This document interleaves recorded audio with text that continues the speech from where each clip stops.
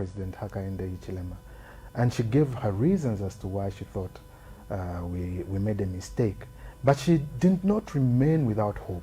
She says, let us keep the unity, let us keep the peace, but let us ensure that in 2026 we get rid of President Hakainde Hichilema, meaning that she also advocated for democratic ways of changing government. And she knew very well that there is hope for this country. There is hope for this country because we have tested what we thought was good. And she was not afraid to call him for who he is. She says he's a hypocrite. He says one thing and does the other. And even through her trials, I had the privilege of being one of her lawyers and representing her in one of the matters where she was able to say, listen, I will speak and I will speak the truth as it is. I said what I said because I believe in the things that happened. The Feluna case, she reasonably believed that that matter or those matters that were brought against her were trumped up charges because the persons that apparently abducted the Felunas were, she alleges, or at least she alleged, it was President Hakainde Hichilema and his team. And she did not just speak that from without. One, Madam Rachel, came and substantiated that. We were looking forward to how that matter was going to end, how the truth was going to unfold in that matter. Too bad we've been robbed of that opportunity to know what exactly happened in that issue. But life goes on and we have to emulate her. And I wish for more women to arise and be able to be bold enough and speak the way she spoke. Right. I mean, you've given your reflections on the person of Edith Nawakwi, how she lived and how she believed in herself. But perhaps she was never short of controversy, as you have said, that she called perhaps the head of state by the names that he may not deserve, and that didn't sit well with the ruling party. And I think she has gone, you know, to the other side of life with a certain perception, you know, from the camp of the UPND, that perhaps this is one woman who was very controversial and if you hear what they would say, unjustifiably so. See, if you're going to say she was controversial, I would disagree, unless you mean to say that speaking the truth is being controversial. And then I would be saying we're living in odd times where speaking the truth has become controversial. It's supposed to be a way of life. It's supposed to be normal. You say she called him names that he did not deserve. Give me an example of a name that she called him that he did not deserve, because she justified every name that she called him. She justified it. And she was able to put up her reasoning. I don't think there's any of what she called President Hakainde Hichilema which he is not. Right.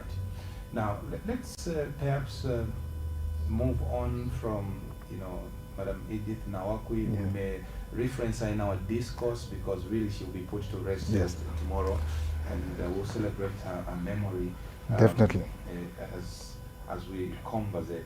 I want to bring you to something that may be very close to your heart, and this is your relationship with the former head of state. You don't just have a relationship as he was your boss, but he was your client. So your relationship is multi-dimensional. You know, one of a former boss, one a client. So I think he holds a special place, or you hold a special place, whichever comes first. Now, lately, some very personal health information about the former head of state has been thrown into the public domain by one very senior government official who since has been disowned by the state, that whatever he may have said, you know, could have been very, very personal. How did you react when you received this information from Mr. Tawo Kawana during the press conference? Well, the moment I heard that it was Tawo Kawana, I dismissed that fact, because I don't remember a time when Tawo Kawana ever made sense in his statements. And I was justified not to take him seriously, because the very next day his own minister has disowned him. And it brings me to this issue. Why is it that this government always has an issue with statements that are being made? You have 4 government spokespersons or 4 persons within the same government giving different statements. And it starts from the president. The president comes and says, we have agreed to amend the constitution. Next, the Minister of Information says, we are not going to amend the constitution. The Minister of Justice comes and says, we are not amending. And the next thing, the president says, you have not even seen the amendments. And then you are saying you are denying what is there. Next thing, the Minister of Justice shows up and says, yes, in fact, we are going to amend the constitution. So you see that there is no coordination within this government, and it practically starts from the head. It practically starts from the head. And this disease, we'll continue seeing it until we change governments. Tawakawana is not just one. There are others who say things that are not true. The addiction to lies in this government is very apparent. And we are hoping that for once, within this last year, they could be truthful in their ways, truthful in their approach to national issues, truthful in terms of national development, truthful in upholding the rule of law, truthful in bringing up laws that are helping Zambians, laws that are progressive, and not laws that are there to perpetuate their stay or protect their ego. It has become apparent, I know I'm possibly talking too much because I haven't been with you in a while. It has become apparent that what has been happening, what we have been witnessing, is this government trying to prolong their stay in government, trying to protect themselves, such that those things that they are bored, those things that they seemingly spoke against, is what they are up to. You say Mr. Kawana gave us a statement that was not true and has been disowned. I would tell you that even the very Minister of Information himself, who disowned the statement by Thabo Kawana, gave a statement to say, once we get into government, we're going to do away with this cybersecurity law that is there, because we feel it is intended to gag people. What did they do? Now they even want to enhance it. Now they even want to go against anyone who posts a posting where they're expressing their opinion, which is against the government. We will come to, yes. We'll come to the issue of the cyber security at some point. Exactly. But for now, I'm giving it as an example Right. of the inconsistencies of this government, Right. coming from the statement that Thabo Kawana had made much earlier and has since been disowned by his own minister. And I'm telling you that this is a malaise, it's a disease that runs through the whole leadership of the UPND, from the president Right. down to the ward councillor. Right. Yes. So let me take you a little bit back. I know this might be a little uncomfortable and you don't want to talk about it, but let me take you back to the issue of the former head of state, ECL. Yes. And the part of the information that Mr. Thabo Kawana gave, maybe not everything could be dismissed, but maybe there is some truth to it. For instance, I want you to speak it from 2 positions. To what extent should the government discuss a matter of health, personal information of a former head of state? That's number 1. To what extent? Number 2, I know you have been with ECL in South Africa. To what extent is the government giving support to the former head of state? Well, only to the extent that they take responsibility for him as a former head of state. Can they say things that relate to the former head of state? Now, let me break it down this way. We have a former head of state in the name of Edgar Chagwa Lungu, who is in active politics, served this country diligently for 7 years. Upon coming into active politics, government withdraws all forms of support from him. He's not paid, no allowances, he's not given security, nothing whatsoever. In 2022, when he desired to go for his medicals, They stopped him from going for his medicals. They stopped him from traveling. Were they interested in his health? This time around, when he did go, his trip coincided with the coming in of the rapporteur, the UN rapporteur. Irene Khan. Yes, Irene Khan. The very day she came is the day that he left. Possibly, and it is not far from fetch, that the only reason he managed to go is because the UN rapporteur was in the country. And we are made to understand that the moment he left the country, personnel at the airport were in trouble for having let him leave the country. But even when he left the country, the state did not know where he was, which hospital he was at. Even if you ask Tawakawana today to say, okay, very well, which hospital is attending to President Edgar Chagwa, he will not be able to tell you. He will not be able to tell you because he does not know. If you ask him where Madam Nawakwi was, he will tell you. If you ask him where Madam Vera Chilva is, he will tell you. But as regards where President Edgar Chagwa is, he won't tell you. He won't tell you because they have looked at him as political competitor that is threatening their stay in power. The vice president, all the vice presidents in Zambia are being paid today. President Nevas Mumba of MMD, who was former vice president, gets an allowance. Madam Inonge Wina gets an allowance.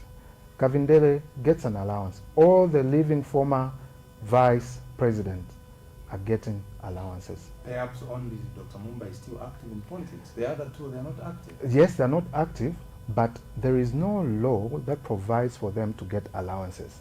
You choose to deny a former president who should ordinarily be getting the support of the government, even assuming that it is okay to deny him all the other benefits as regards getting a salary or indeed allowances because he's in active politics.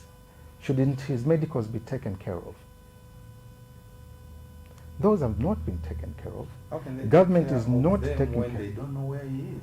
How can they know where he is when they are not interested in taking care of him? It comes back to them. So if they were interested in the health of President Edgar Chagwa Lungu, they would have been interested right from the start. They would not have stopped him from traveling for his medicals. They would be right now knowing which facility they are taking him to. How much have they set aside for his health, without going into the details of what his condition may necessarily be. So I will be disinclined to discuss the health, the personal health of the former head of state, to the extent that in any event, the government itself knows what the position is. The minister did come in parliament and said, you cannot or we will not discuss the personal health of the former president. What happened when people were wondering whether President Hakainde Hichilema was sick or not? The time there was allegations that he was in Mainasoko, heads rolled. People were threatened with arrest because they were discussing the health of the head of state, which ordinarily they're entitled to know. President Edgar Chagwa Lungu was not ashamed to tell the nation to say, listen, I am unwell and I am taking leave for my health to be attended to. He was never afraid. But this one thinks he's God, and when he's sick, no one should talk about his sickness. Like, it's an offense to talk about the president's sickness.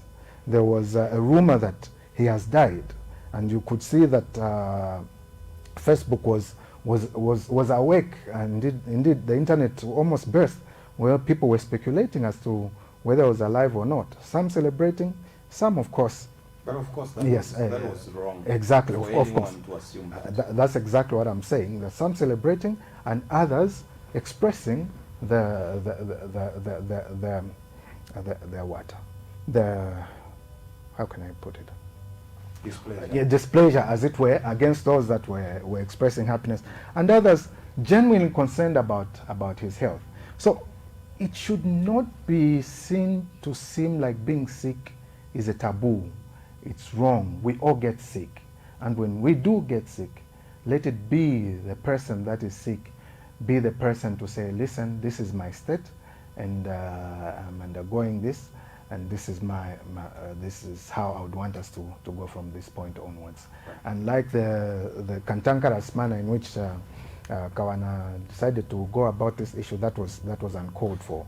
I know, Counsel, yes. we have a lot of issues that we yes. need to talk about within the very limited space of time. Yes, please.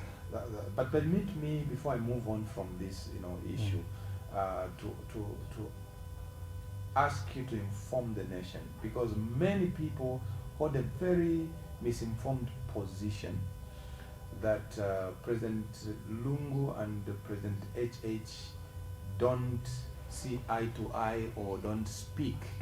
Now we've been made to understand, actually, they speak as brothers, they are very close, and they check up on each other.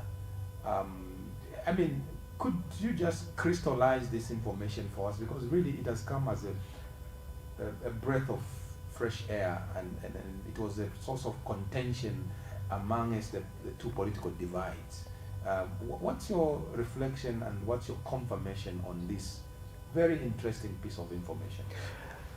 In all honesty, Pastor, it would be great if President Hakainde Hichilema and President Edgar Chagwa Lungu would talk.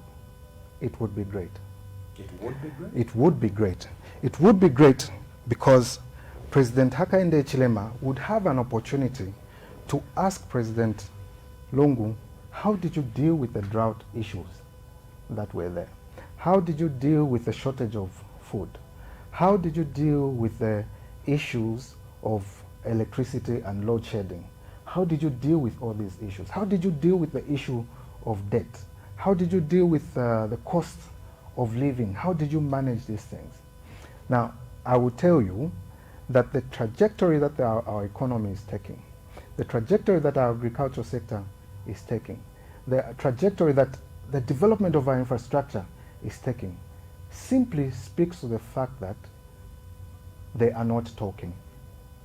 Because in light of governance, President Hakainde Hichilema is a novice.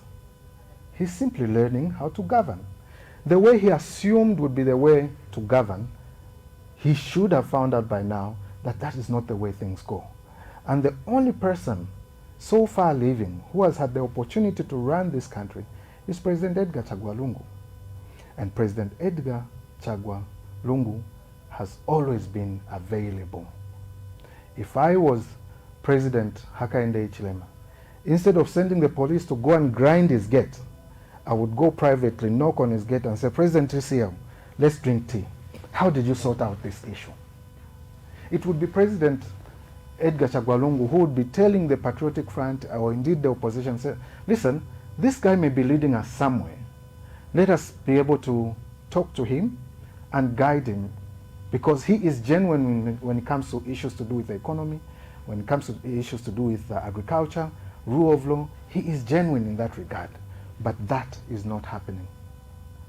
That is not happening. So the long and short. Are you telling the Zambian the long people and that short. Mr. Kawana lied, that President Lungu and President Hichilema do speak? You are saying he was lying? Kawana lied when he said that.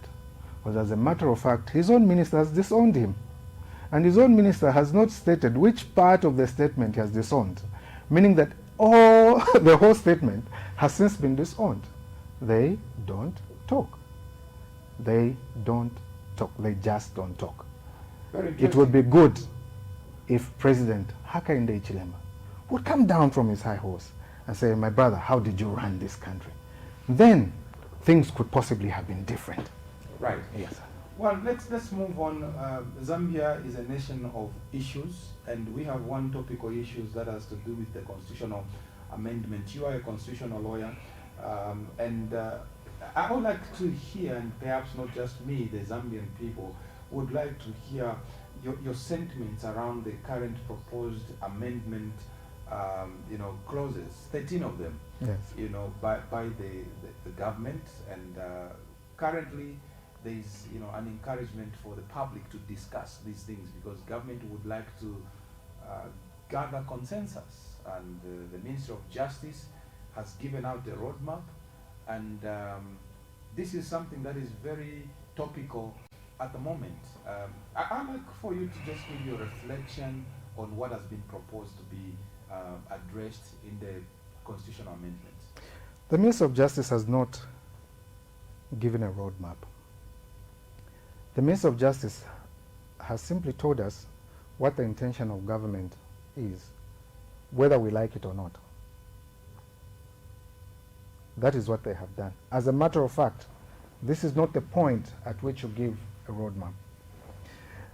I was an ardent advocate for Bill 10. I appeared on different fora to discuss Bill 10. And from the time we started constitutional amendments in this country, it has never been done in the manner that the UPND are suggesting it should be done. The very things that they spoke against in Bill 10 are the very things that they want to bring in. It is for that reason that I'm saying that Madam Nawakwi was able to call President Hakainde Hichilema for who he is, a hypocrite.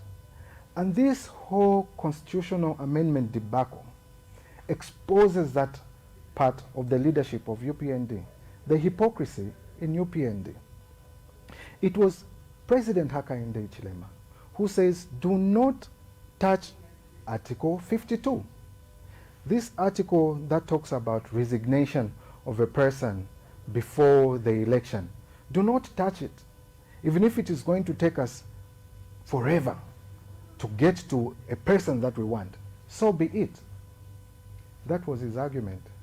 He was being interviewed by Costa, and he said it plainly that he was not in favor of the amendment of Article 52. What has happened today? What has changed?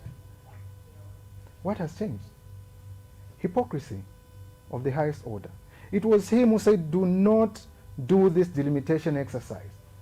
He even quoted scripture saying, no, don't move the boundary stones that were set by our forefathers. It is sin, he said. Now he has decided to be a chief sinner to advocate for the delimitation. As a matter of fact, in his naivety, controversially so, Jack Mwimbo was on set saying we can change or put delimitation, or we can delimitate the constituencies without touching the constitution. We've done it before. I watched that debate in Parliament. I went through it again. I watched his interview to say, is he sure you can do the delimitation without amending the constitution, which sets a specific number of 156?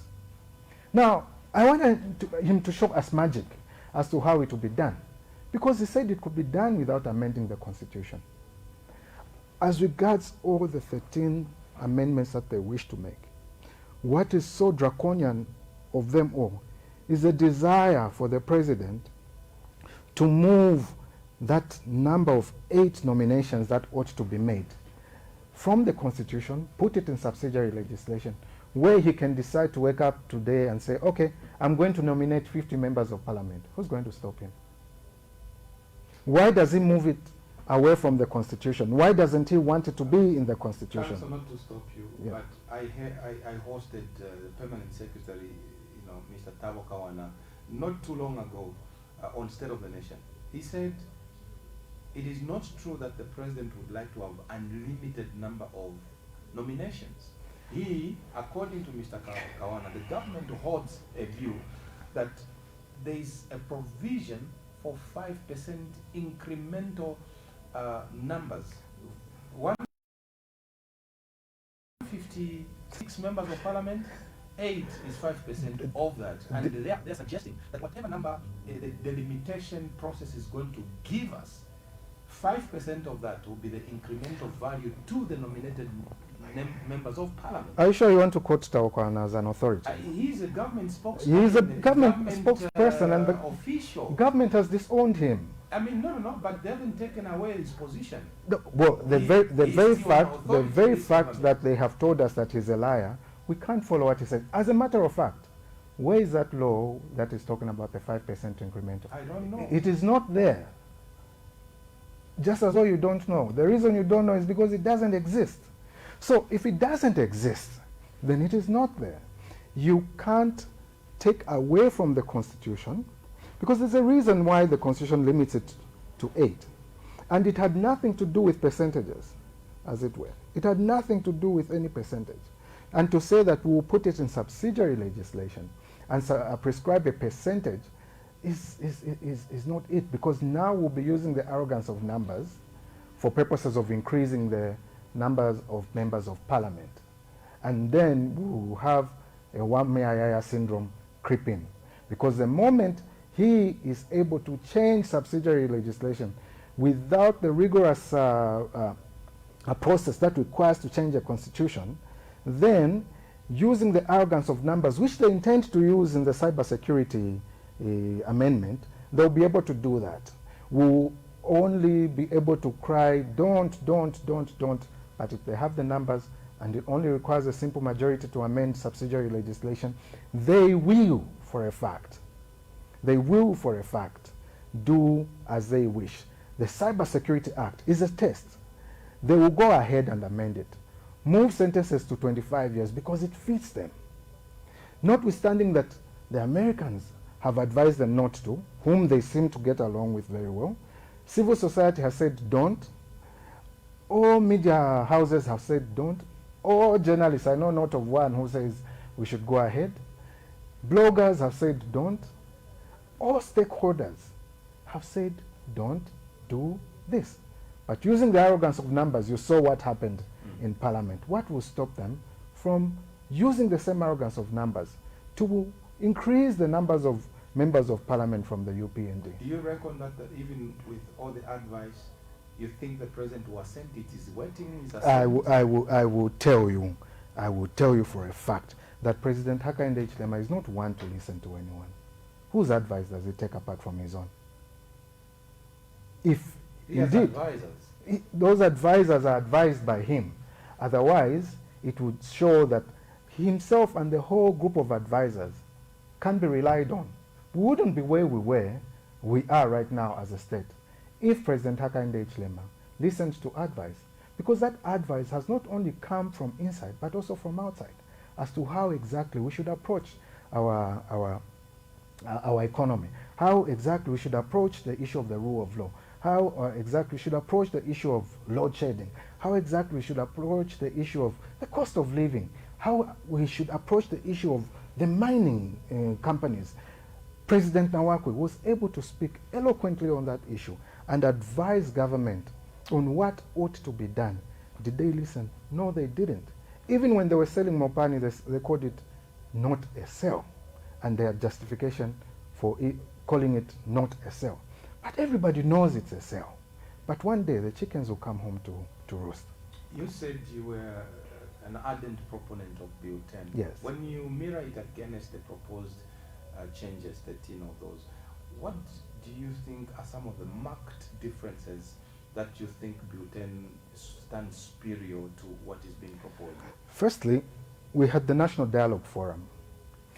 First, there was a call for submissions, and there were about 700 submissions that were made countrywide. All those that made those submissions were invited.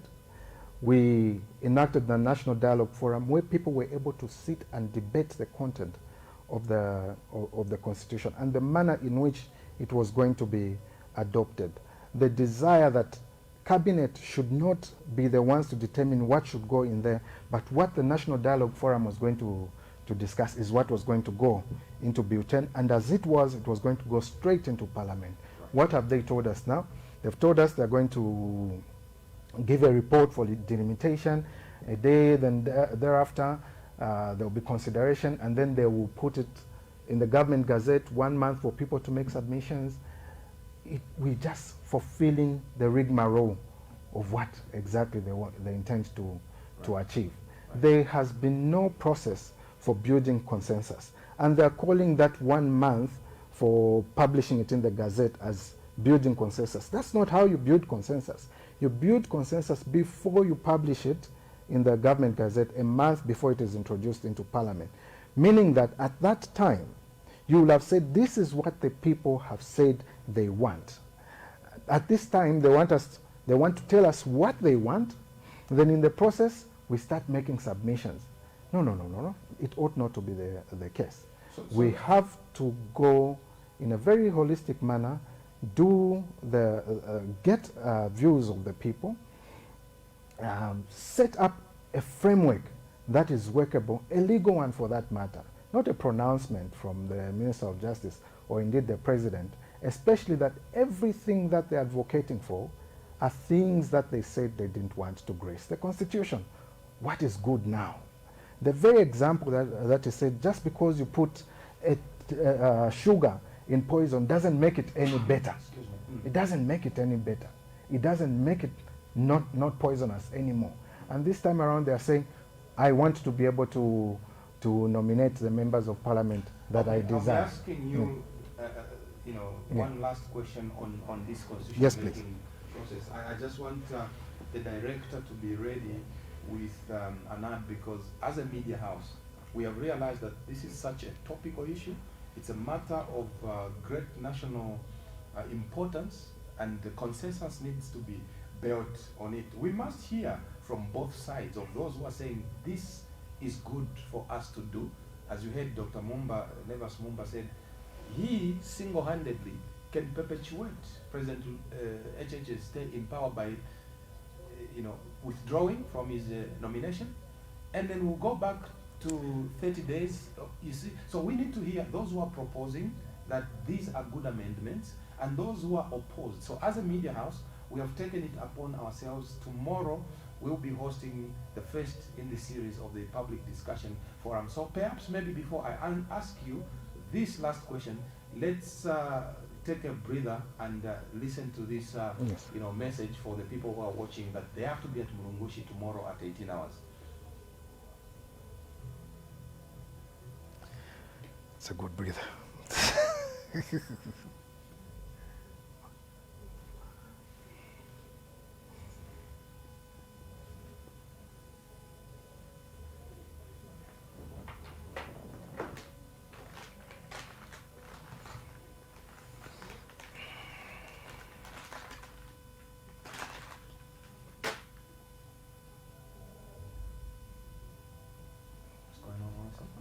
So far, so good. Yeah, it would be good to address that issue. The issue of President.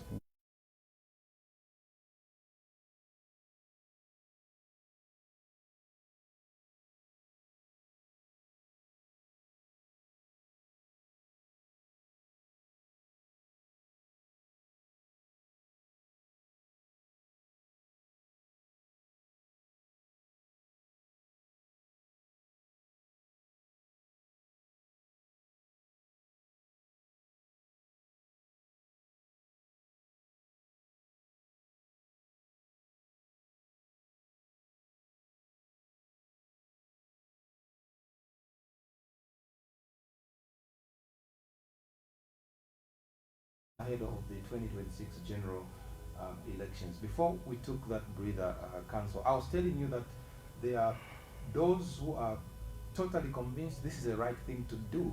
The amendments must go ahead, before 2026 elections. And there are others who are saying, as a matter of fact, the very fact that this thing is being done closer to an election is a red flag. We need to move away from this, but let me ask you to respond to those concerns of timing and those who are saying it's the best time for us to do this. You should be curious enough to understand why are they saying before the next election. What's the urgency of amending the Constitution before the next election? There is absolutely no agency. What has broken down? What has not worked well so far? That it is urgent that it must be done before the next election. I would be happier if we took a holistic approach and say, listen, we have not touched the Bill of Rights in a very long time. From independence, we've not touched the Bill of Rights. UPND decampaigned the referendum that sought to introduce economic, social, and cultural rights in the Constitution, which for me, I think may be what is urgent, may be what we should be considering right now. How do we enhance the rights of the people? The discussion that we should be talking about now is not the administration of government. That is not the discussion we should be having. The discussion that we should be having is, how do we enhance the rights of Zambians? Why are we not looking at Part 3 of the Constitution of Zambia? Why are we looking to for example, increase the numbers of members of parliament, Why are we looking at that? What about the right to shelter? How many people are going hungry without food? How many people are going without housing? How many people are going without good education? How many people are going without medication? How many people are we taking out of the country to seek medical attention elsewhere? What are the bottlenecks that we have for making sure that our hospitals in Zambia are able to deal with certain ailments that we take people out for? In the Patriotic Front, that was being addressed. You saw hospitals being built. You've not seen any hospital being built during the time of UPND.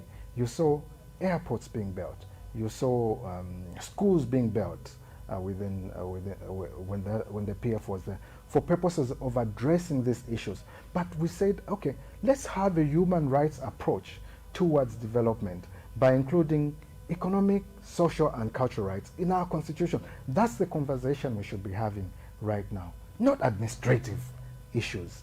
Those are not going to the very bottom of what this country needs. Right now, we need a human rights-based approach towards the attainment of development in our country. Are you not concerned that we may not have an election, in the stipulated time? Because remember, in this constitution, the date for an election is prescribed. Yes. We even know. Yes. Not the way it used to be. The president must, prescribe which date. This time is very predictable. But Dr. Nemas Momba, as an opposition political party figure, has said, wait a minute, that's why we need to amend this constitution. It's a dangerous clause.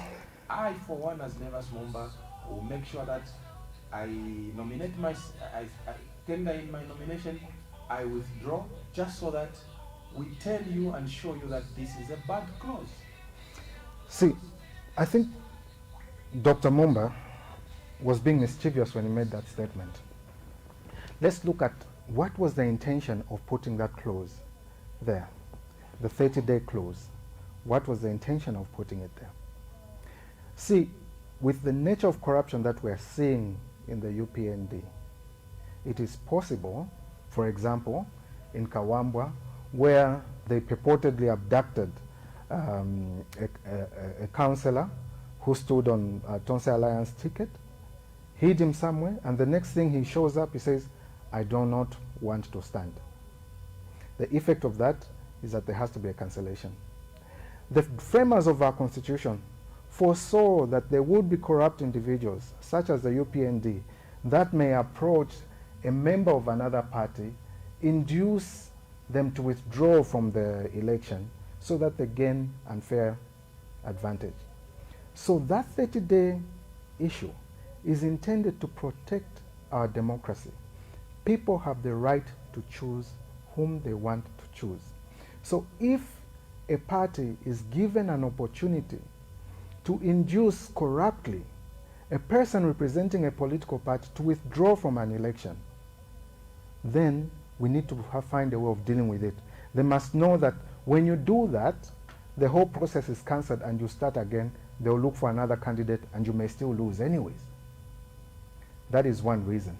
The other reason is there are unforeseen circumstances such as death, where a candidate dies and then the party is disadvantaged. You need to have a system that does not disadvantage any political party. So that clause is intended to protect democracy, not for people that by means that are corrupt or by being mischievous, such as Dr. Nevas Mumba intends to be for purposes of cancelling elections every 30 days. As a matter of fact, in the event that he does resign as a candidate from MMD, MMD will have to pick another candidate. It will not be him. It will not be him. They'll have to pick another candidate. If not resign, he may just withdraw. In the event, in the event, again resubmit, because in the event, nothing stops him from in the event that he does withdraw and then resubmits, the Constitutional Court is there. What was the intention of drafting that? It was not for purposes of disadvantaging anyone. And as a matter of fact, the person who is president at that time, remember, there is no parliament at that time. There are no ministers at that time. President Hichilema is a lame duck. He can't make decisions. He has a budget to look forward to the next January.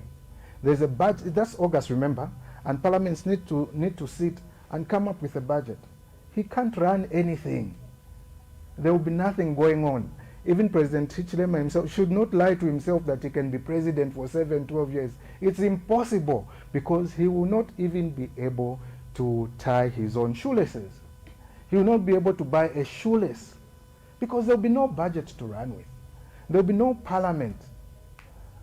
So how is he going to run anything? Right. So it is preying on people's ignorance that they are able to make such statements. And not all people are as dumb as they think they are. As a matter of fact, Zambians are not dumb. They are not down. Let's move on to the issue of the rule of law. When we advertised your coming to this program earlier today, we saw some comments praising an enabling environment that the UPND administration has brought to the fore. And they said, one commentator said, let him come and speak, at least no cadre will come and ambush your TV station. The president has created an enabling environment. Perhaps very true. So far, we haven't had any cadre storming any TV station to that effect. So no. That is not true, because cadres did storm a Catholic radio station in Pika. Right. The bishop did complain about that. President Kalava did complain about that. Right now, cadres are busy wearing military fatigue, and they are not saying anything even after making an announcement. It's the UPND cadres that are doing that. Right now, UPND cadres are burning people's houses in Nyimba. They've not said anything. Just 2 months ago, UPND cadres were mock beating people who were going to vote. In Kawambwa, this guy Mwinde is on record of having caused havoc. Sean Tembo is there to speak. So there is nothing that they can tell us as regards them not having cadres who are being notorious. They are notorious. And when you talk about the rule of law, there's nothing like that. When was the last time we heard of charges of seditious practices?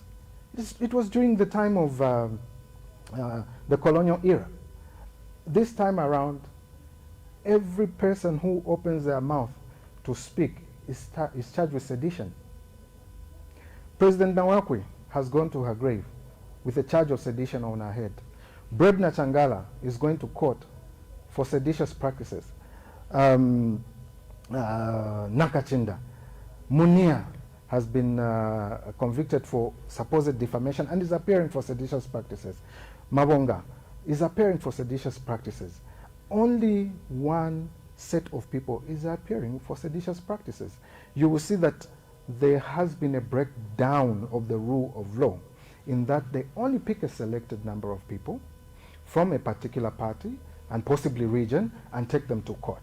You create a court called Financial and Economic Crimes Court, and you only take certain people to that court. You determine what the rules of that court are going to be before they are promulgated the rightful way. You determine how the court should run. That is not the job for the president to do, and it is followed through. and you see that this court is now dealing with people. You have judgments that are coming where a senior court says you can't do this. A junior court says, the senior court is wrong, we can do this. How can a junior court say that the senior court is wrong and go their own way? Unless, or indeed, you cannot be far from speculating that they are following the script of the executive and not exercising their independent judicial position that they ought to discuss. Disputing there is no law. There is no rule of law. There's rule of Hakainde Chilema only. Because the very things that is said should not be are the ones that are right now. Cybersecurity bill is a very perfect example of things that is spoke against. They said the first thing they were going to do is repeal the bill. What have they done? They've enhanced it. Only things that secure his interests are things that are coming into law and being enhanced. Look at this law that has to do with livestock, theft of livestock. You can't, by yourself, with an interest in livestock, go and propagate a law that makes it non-bailable. Just recently, we had women that were marching saying, listen, we have so many cases of rape. We have so many cases of defilement. Let us make this non-bailable. Let us make this non-bondable. You choose without any protest whatsoever, without anyone singing any song about livestock, their chicken, their goat, their cow. You go and enhance and make it non-bailable. What is priority to you? What is it that you want the people to follow? What is it that, why is it that you want laws that only protect your interests? That should not be the way we should be dealing with matters of the nation. Right now, the nation is angry. Right now, the nation is hungry. Right now, we are in economic doldrums. What should we be dealing with right now? There's these issues of load shedding. As we are on TV right now, you can afford a genset. You are using a genset. But shouldn't we be running on electricity? What has happened to that nuclear project that the PF started, which Dr. Edgar Chagwalungu started, and HH has now come and it stops the whole program. We trained about 100 nuclear scientists as PF, ready to run with this project so that we can be using nuclear energy to power our homes, to power our industry. Nuclear scientists as PF, ready to run with this project so that we can be using nuclear energy to power our homes, to power our industry. He gave an example of Dubai, saying no drop of rain falls in Dubai, and yet they have electricity all year round. Now he came, he had drops of rain, good amounts of rainfall, and he cried and says, let us pray for rains. The same way we used to pray for the rains and was not able to do. We had an answer for that, and that was nuclear energy. And nuclear energy is what Dubai is doing. I had hoped that by saying Dubai is doing this thing, he would, for a fact, transplant those ideas in Dubai, mix them with the nuclear program that we had started as PF, and be able to enhance it, improve on it, and make it run better. But he came and says, no, this is a Russian project. We will not run with it. Cancel it altogether. And we don't have it anymore. The over 100 students that graduated from Russia, where are they now? They are being used by other countries that think it is important to run industry on nuclear energy, to run our homes on nuclear energy, to run everything to do with the economy on energy, because essentially running the economy and improving the economy is about energy. That's what it is, and that's what it should be. Right. Yeah. At some point, we will open up the lines to allow for our viewers to, to call in. But I need, first of all, to bring this reflection, Counsel, that next year we are literally going into an election period. I'm not sure whether we need to call for a break. I see a static picture. Technical, could you kindly advise whether we all right? I'm advised that we are okay. We could continue. Counsel, I was talking about the fact that next year we're going to an election. Now the issue is that the ECZ has presided, and most recently in Petauke, So a lot of stakeholders have raised concerns about ECZ's ability to be an impartial, referee in that sense, because the chairperson, Ms. Mwangala Zalomes, is on record to have said that the vote buying and whatever happened in, say, Petauke was something that was done pretty much by both sides, of the parties that were participating. In fact, she said violence and voter buying were mutual by all participating parties. What are your thoughts around the ECZ's ability? Because so far, we haven't seen them crack any whip whatsoever. So people are beginning to wonder what's going on. Pastor, it is very simple. The moment Zalomis said the issue of vote buying was mutual, then she announced to all of us to say, I am incompetent. Because the idea of having a referee is so that there is fair play. And if the referee says, you hit him and you hit him, play on. Those are not the rules of the game. It is possible to give yellow cards or red cards to both sides. You don't say that because it is mutual, therefore it is all right. She is trying to suggest, unfortunately so, that when two parties are fighting, when two parties are seemingly not obeying the rules, or when all the parties are not obeying the rules, then the non-obedience of rules becomes the norm, and it is law, it is okay. What law is she applying? What logic, if she can't apply the law, is she applying? She has simply said, I am incompetent to run this institution, and we should treat her as such, as an incompetent person running the institution. Now that she has told us that she is incompetent, the question that we should be answering is, should she continue? President Hakainde Hichilema's appointee has told him that I am incompetent to run this. Why is he being complacent, or complicit rather, in the perpetuation of an incompetent person? It is for him to now say, you have said you are incompetent to deal with parties that are breaking the rules. Therefore, come out and let someone who is able to do something about it, do something about it. Because now she is telling everyone that go ahead and do all the wrongs that you want to do, will not penalize you because you're all doing it. She is saying that our system is not credible anymore. That is what she's saying. Right. And why should we go into the next election with a system that is not credible? You have no confidence? Zero confidence, because the person who's running it has told us that she's incompetent.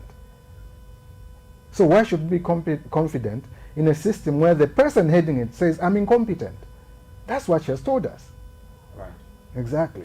One other issue that I would like for you to speak to, Counsel, I mean, it also borders on governance and the credibility of information based on which government must make decisions. You know that most recently there was a controversy where a senior government official discredited the report by the Zamstats and called the report now and void.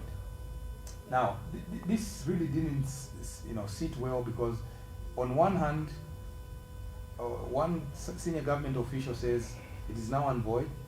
The Minister of Finance, making a ministerial statement on the floor of the House, said, as a matter of fact, the report by Zamstats was credible enough.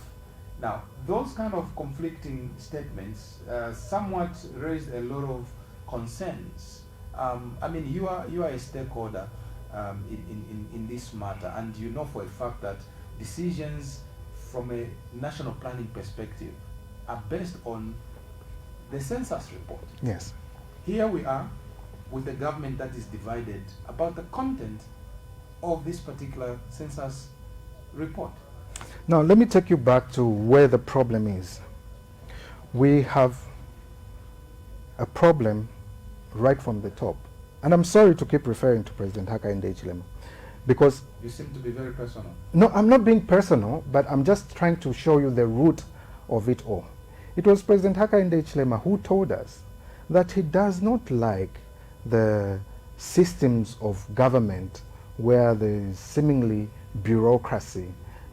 Bureaucracy simply means a certain way of doing things, meaning that if you don't follow through in the way of doing things in government, you will not end up to the result that is legal and acceptable.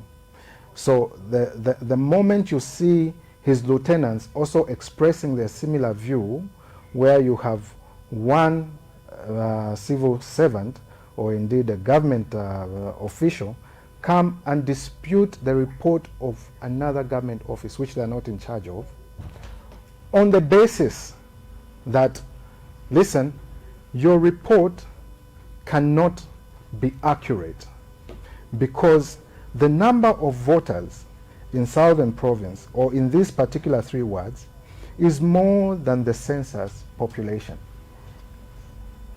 Now, we have to ask ourselves this question: what is wrong in that statement? Is it the register that is wrong, or the statistics that are wrong? What processes go into a census for purposes of verification of data? What processes go into verification of voters in a particular ward or constituency? Is he bringing that out from the registered voters that are appearing on the registers, or the ones that were reported to have voted? If it is dependent on the ones that were purported to have voted, then what we must be saying is that one of these reports must be wrong. Can we carry out an audit of the voter register and carry out an audit of the census report so that we come to a decision as to what exactly is wrong? Is it the census report, or indeed the register, or the number of people that voted? So this that remains is wrong? controversial. It remains controversial only to the extent that the point of comparison for a person like Dr. Bayani was people who voted. That was the only comparison. I had hoped that he would give us the census before, the linear progression as to how the numbers were increasing, and why did he just pick Southern Province in particular? Why couldn't he pick any other place? Why is it that we have this anomaly in Southern Province? Those are curious questions that should be asked. And if we had a competent leader at ECZ, they would take interest in that and say, why is there disparity in this? Can we run an audit of our system? Can we run an audit of the previous voting pattern and see to it what numbers are real and what numbers are not? Maybe they could have come up with a justification. But when that issue came out and people started discussing the issue of the voting pattern, the government quickly went and said, otherwise it's okay, because they understood now that this had opened Pandora's box and people are becoming curious. And people will be much more curious in the next election, because now it has really been exposed to say, let's look at what the census report says, let's compare it with the number of people that are voting. Because the census report, remember, will give you children, those that are above the age of the minority age, and the adults, those that are eligible to vote. It will tell you how many are women, how many are not women.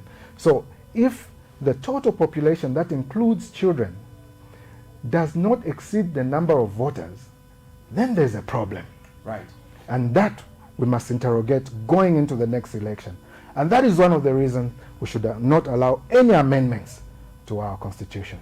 Before we open the lines, let me ask you maybe one or two economic, we've talked a lot about politics and governance. Yeah. Let's talk about the economy. Yes. Obviously, one of the first things that the UPND did was to say, let's take the issues around the mines outside the court, which is your specialty, and take the discussion into the boardroom, because this is business, and business discussions must be held in the boardroom. And quickly, we saw Mopani come online, KCM come back online through Vedanta, and the government made serious pronouncements that we have now rebooted the economy, the mines functional, employment is back, suppliers are back. In the last few days, we've, however, been treated to a whole cocktail of complaints by Zambian suppliers, to the extent that the Minister of Mines and his counterpart on the Copper Belt had to hold a series of meetings with Zambian suppliers about their complaints, not being paid on time, and to a certain extent being given a 1-month contract, while foreign contractors are basking in the glory of 5 years, 7 years, tenure of their supply, contract. I don't wish for you to speak as a politician, but as a Zambian, okay, who probably has relatives on the Copper Belt. Are you able to feel the impact and weight of Mopani, KCM, and all the mine investors that are now operating in our nation? Are we on the right trajectory? Firstly, I'm not segmented in the manner that I approach things. I won't say I approach this as a lawyer, as a Zambian, and as a politician. I would want to approach everything as a patriot, a person that really looks at the interests of the nation. Firstly, I don't doubt that President Hakainde Hichilema is an economist, but I doubt his ability to apply the knowledge that he learned in school to the actual economy.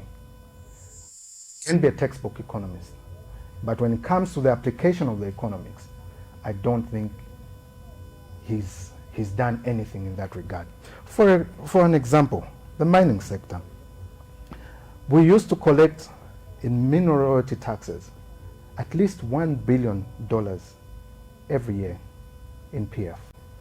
The first thing he does when he comes in is say, this mineral royalty tax is deductible, meaning that it is not something that government collects for the benefit of the economy.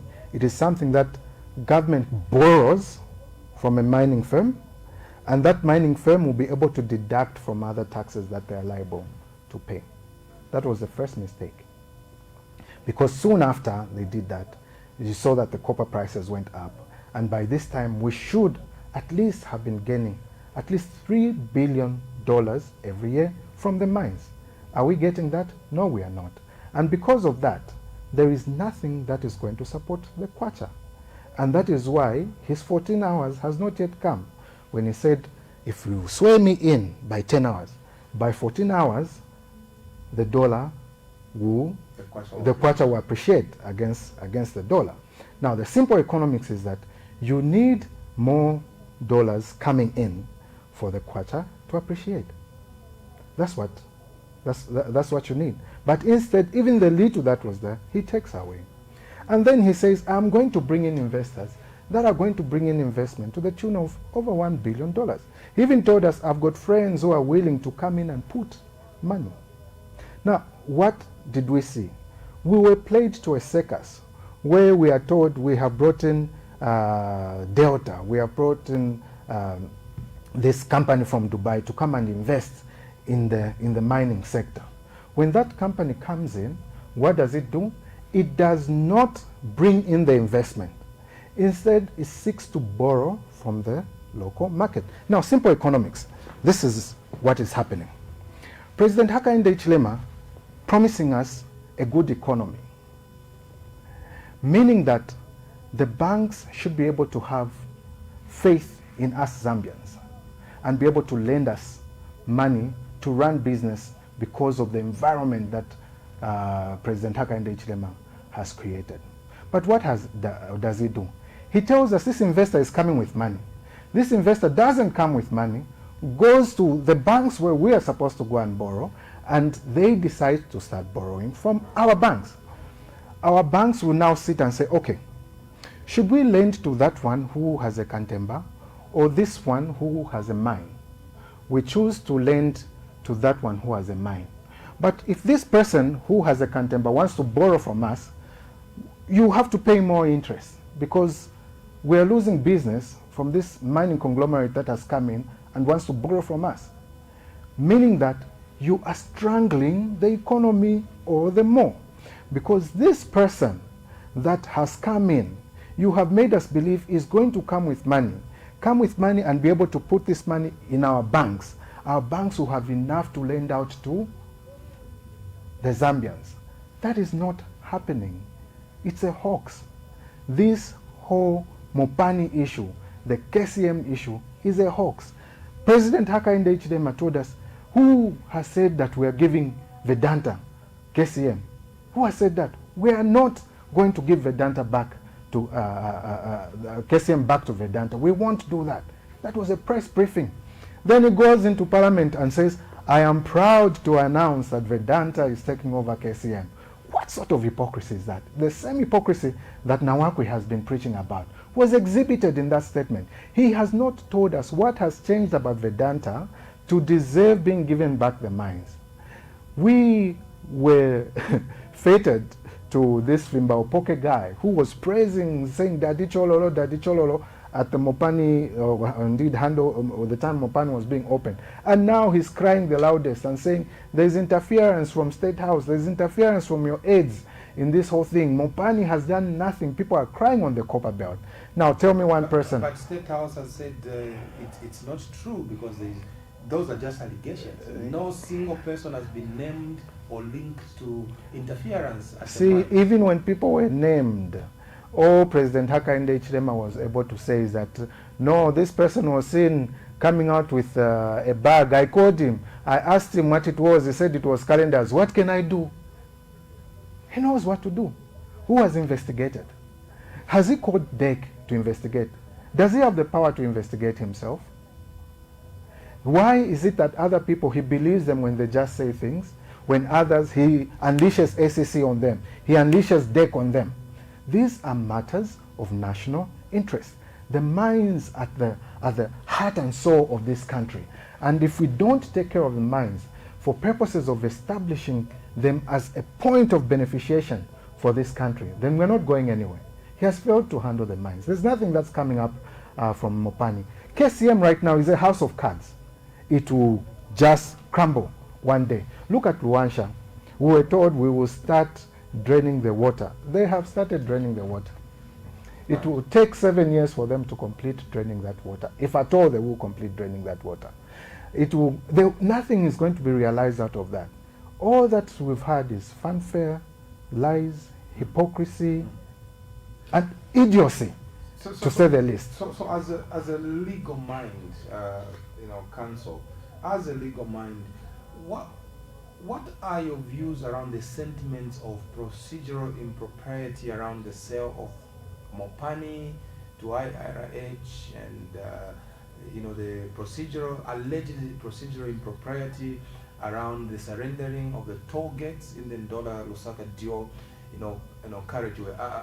I know you said you don't want to speak as a lawyer, but these are legal matters. No. I'm not saying I don't want to. I'm saying I don't have compartments. Right. When I'm speaking, it's everything embraced. Right. I can't be compartmentalized myself. That's why I'm trying to draw parallels to say, okay, perhaps with that mindset, we may be thinking that, okay, when President Hakainde Hichilema is talking about this, he's speaking as an economist. When he's speaking about this, he's speaking as a liar. When he's speaking about this, he's speaking as a politician. We will not be, because a person should be judged from what they show us there to be. You love fighting. No. It's not loving fighting, but it is calling a spade a spade. I can't say it's a big spoon. It is just that. So when it comes to the issue of Mopani and the transfer of shares, what is the interest that Zambia had in Mopani?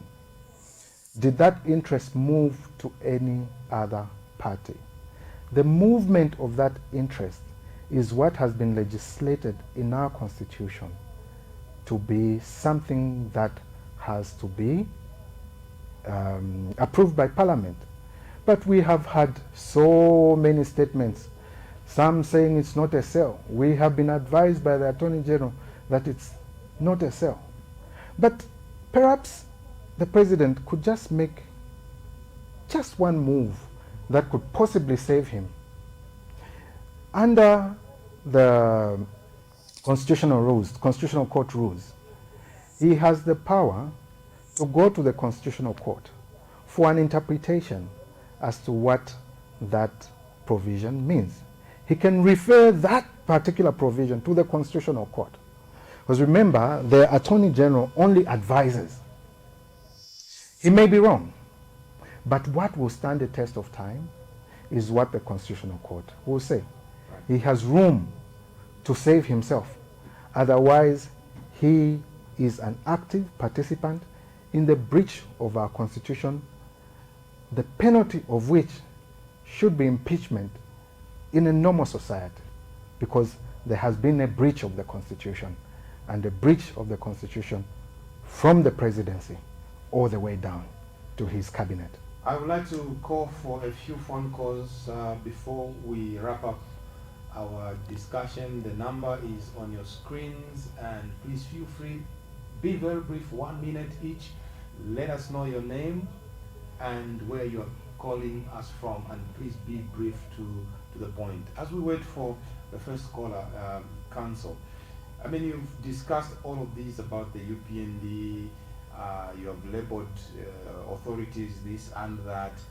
Next year is an election. Obviously, you hold an opinion about their potential to retain power after August 20. That next year is an election. Obviously, you hold an opinion about their potential to retain power after August 2026. I have my opinion, and my opinion is that it would be naive for this government to think that the next election is theirs, merely basing it on the fact that they think that the opposition is disorganized, because the opposition is not disorganized whatsoever. Why do I say the opposition is not disorganized? The opposition is not disorganized because UPND being in power is not because people were voting for UPND. People were voting against PF. Now, the signs of people voting against PF could only be seen perhaps in the last few months before the election. But this is too early on, and people are saying anything else but this. Anything else but this. It's for that reason that they are calling for a united opposition. They're saying, come together and look at what we have gone through. We do not want a repeat of this. And Nawakwi put it subtly when she said, listen, we made a mistake. Let us not resort to things like violence or unconstitutional ways of doing it. We have an opportunity to change government in 2026. Let us do so. And that is my call today. We have an opportunity to change. Let us list all the things that they have done and weigh them against their promises. We will find that what they promised, there's nothing that has been fulfilled. When you talk about things that they have achieved so far from what they promised, they'll tell you NAPSA. But in the village, people are unemployed. Who has benefited from NAPSA? They'll talk about CDF. And just recently, we're being told CDF money is submitted there and nothing is being done. It is only being used as a conduit for corruption. Should we continue in that manner? Should everything that they said they would do and have not done be in their favor? Certainly not. Right now, let us put our house in order. And maybe, just maybe, we may do the right thing in 2026 and have a better person lead this country. Talking about, that's my last question to you. Talking about opposition putting your house in order. I hear you are saying it's too early on to determine. I feel that is a little bit of a deception. You are deceiving yourselves that you still have time to unite, because the Zambian people want to know. If you are saying potentially there could be change of government, when UPND were in opposition, people knew it is HH is the most visible, opposition figure. You can't say the same thing about the opposition today. There is not a single person who is standing out in the manner that HH stood out. So you are not giving the Zambian voters any opportunity or any hope whatsoever as opposition. If I was to go with your argument, I would tell you that Chiluba would not have won the election in 1991. If I was to go with your argument, I would tell you that Edgar Chagwalungu would not have won the election in 2015. How much time did he have before that? And right now, the state of the opposition is not because of the doing of the opposition, but a mischievousness of this government. Look at how they sponsored that Mao Sampa issue that went on. Look at what has gone on in the courts, the injustice that has been happening to the PF. And today you hear a PS who was at the center of manipulation of the PF register, saying that we're waiting for them to settle their issues. No, you're not waiting. You are hoping they never settle their issues. But PF is not like that. Look at what happened in 2015. Going towards that election, they united, they came together, and they won the election against President Hakainde Hichilema, who had been contesting for a very long time. Now, I'm not saying we should take any more time or we should take less time. What I am saying is that during this whole period when we are coming together, let us be talking about what is in the interest of the country, what is in the best interest of the nation. And what is in the best interest of the nation is definitely not President Hakainde Hichilema and his people. And people will definitely make the right decision in 2026. By the way, the matter as regards the eligibility of President Edgar Chagwalungu has gone back into court, and we'll pursue that matter to its rightful end, because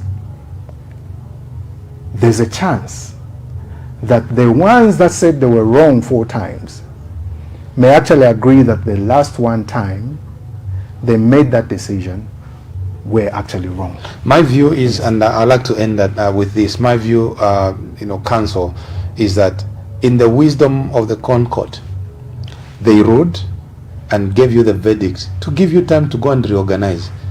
You have taken the case back to perpetuate your disorganization. No. It is not to perpetuate the disorganization. Listen, if you're going to look at the arguments that were presented before the court, and you're going to look at what exactly they came to an end with, you will realize that when the matter had started, and I've said this time and again, the court told us we objected to a particular way that the other party was moving. The fact that they said those other decisions were arrived at per incuriam, we said this does not form part of the reasons they brought this matter before court, so that we are prepared and ready to argue this issue. It is not a prayer that they have asked for. They conferred amongst themselves and gave us a ruling. In their ruling, they said, you have not stated this as one of your prayers. Therefore, we will not be considering it. And because they said they were not considering that issue, we were never heard on that issue.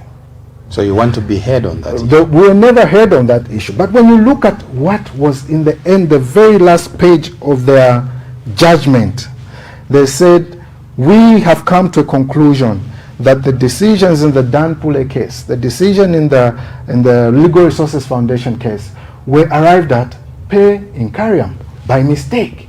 But you precluded us from arguing that. You said it's not one of the things that has been raised by the other party. If you, the court, think that that's an issue that should have been discussed. Why didn't you ask us to address you on that issue? Why didn't they ask us to address them on that issue? Why did they come to a conclusion without hearing what our position is on that particular issue? They tell us, no, Section 2 of the Constitution and 7 were not dealt with, but we're able to show them that, look, in this judgment it was referred to, it was referenced on this page, it was referenced on this other page. In fact, it was considered. We didn't have that opportunity. Now, we do not want to think that the courts will toe the path of the executive. We want to think that they will interpret the law not based on who has brought the matter to court, but based on what the law should be interpreted. If the interpretation is going to be based on who has come to court, it is for that reason that you have conflicting judgments, such as the ones we have in the Bowman Dosambo case, the one we had in the Malanji citizens. And that ought not to be the case. Right. And would want our judiciary to be respected as a beacon of justice and a beacon of hope for the Zambians, where they can run to and not resort to other means to get what they think is justly theirs. Counsel Makebi Zulu has been my guest on State of the Nation tonight, and we've been looking at Zambia's governance ahead of the 2026 general elections. Thank you very much for watching. Until next time, the Lord keep you and bless you. Shalom, shalom.